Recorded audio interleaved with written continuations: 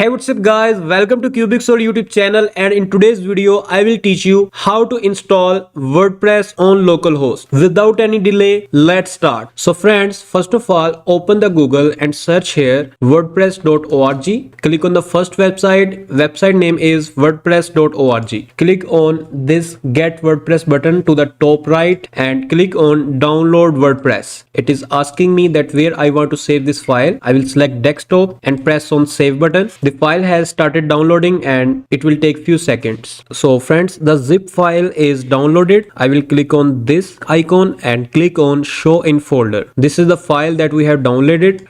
Right click on it and click on extract here. So this is the folder that we have extract. I have to cut it from here.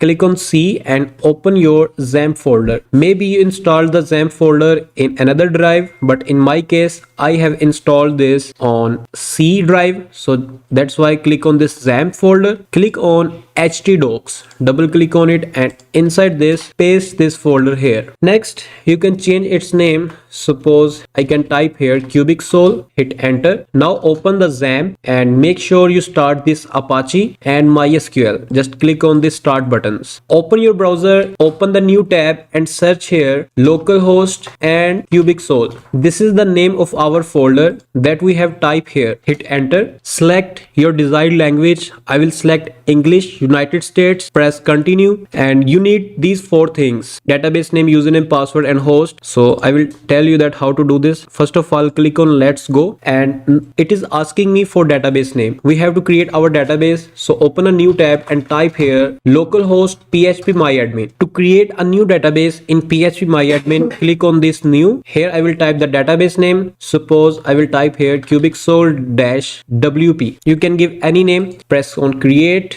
and from here I will copy my database name and paste here. Here we have to type the username. By default your localhost have a root username, and remain this field password empty, because by default the password would be empty in your localhost, and remain it as it is and press on submit button. Click on run installation. Type here your site title.